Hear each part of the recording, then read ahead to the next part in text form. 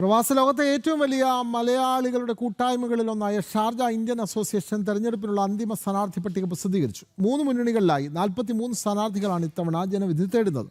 September 6-നാണ് വോട്ടെടുപ്പ്.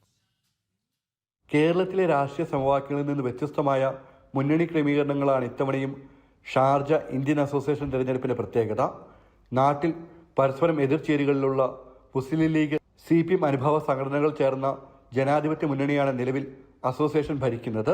KMCC mass ഉൾപ്പെടുന്ന മുന്നണിയിൽ നിസാർ തലങ്കര പ്രസിഡന്റായും ശ്രീപ്രകാശ് ജനറൽ സെക്രട്ടറിയായും വീണ്ടും മത്സരിക്കുന്നു. ഞാൻ മറുപക്ഷത്തെ പറ്റി ഒന്നും പറയുന്നില്ല. പക്ഷേ ഈ കമ്മിറ്റി എന്ന് പറയുന്നത്, എൻ്റെ നേതൃത്വത്തിൽ വരാൻ പോകുന്ന ഈ കമ്മിറ്റി എന്ന് പറയുന്നത് next 50 years Sharjah Indian association ജനങ്ങൾക്ക് ഉപകാരത്തരത്തിൽ എങ്ങനെ കൊണ്ടുപോകണം എന്നുണ്ടാക്കുന്ന റോഡ് മാപ്പ് ഉണ്ടാക്കുന്ന കമ്മിറ്റിയാണ്. അതേസമയം ഭരണം തിരിച്ചുപിടിക്കുന്ന ലക്ഷ്യത്തോടെ കോൺഗ്രസ് അനുഭവ സംഘടനകളുടെ നേതൃത്വത്തിലുള്ള മതേതര മുന്നണിയും ശക്തമായ പോരാട്ടത്തിന് ഇറങ്ങിയിട്ടുണ്ട്. മുൻ പ്രധാന ഭാരവാഹികളായ അഡ്വക്കേറ്റ് YA റഹീമും ബാലകൃഷ്ണനും ഈ മുന്നണിക്ക് നേതൃത്വം നൽകുന്നു. നിലവിലെ ഭരണസമിതിയുടെ പ്രവർത്തനങ്ങളെ വിമർശിച്ചാണ് ഇവർ വോട്ടർമാരെ സമീപിക്കുന്നത്.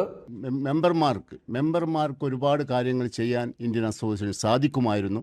അത് ചെയ്തിട്ടില്ല എന്നുള്ള വിശ്വസിക്കുന്നവരാണ് ഞങ്ങൾ. ഈ വരുന്ന ഇലക്ഷൻ ഞങ്ങൾ വിജയിക്കുകയാണെങ്കിൽ തീർച്ചയായും മെമ്പർമാരുടെ ബെനിഫിറ്റ് അല്ലെങ്കിൽ മെമ്പർമാരുടെ ആവശ്യങ്ങൾക്കായിരിക്കും മുൻഗണന നൽകുക എന്നുള്ളതിന് യാതൊരു സംശയമില്ല. മുൻ വർഷങ്ങളിൽ ഇടതുപാനലിന്റെ ഭാഗമായിരുന്ന ചിലർ മാത്തുക്കുട്ടി കടോന്റെ നേതൃത്വത്തിൽ ഒന്നാം മുന്നണി എന്ന പേരിൽ സ്വതന്ത്രമായി മത്സരിക്കുന്നതും ഇത്തവണത്തെ തെരഞ്ഞെടുപ്പിന് മറ്റൊരു പ്രത്യേകതയാണ്. രാഷ്ട്രീയപരമായ നിഷ്പക്ഷമായ നിലപാട് സ്വീകരിക്കുന്ന ഇന്ത്യൻ അസോസിയേഷൻ ഷാർജയുടെയും അതിൻ്റെ അനുബന്ധ സ്ഥാപനങ്ങളായ സ്കൂളുകളുടെയും അതിൻ്റെ മെമ്പേഴ്സിൻ്റെയും മാത്രമല്ല ഷാർജയിലെയും സമീപ പ്രദേശങ്ങളിലുമുള്ള മുഴുവൻ ഇന്ത്യക്കാരെയും ചേർത്ത് പിടിക്കാനുള്ള അവരുടെ ഒരു ആശ്രയ കേന്ദ്രമായി മാറ്റാൻ, ഷാർജ ഇന്ത്യൻ അസോസിയേഷനെ മാറ്റാൻ ശ്രമിക്കുന്ന ഒരു പറ്റം ആൾക്കാരുടെ, ഒരു പക്ഷേ ബഹുഭൂരിപക്ഷം ആൾക്കാരുടെ കൂട്ടായ്മയാണ് ഒന്നാം മുന്നണി.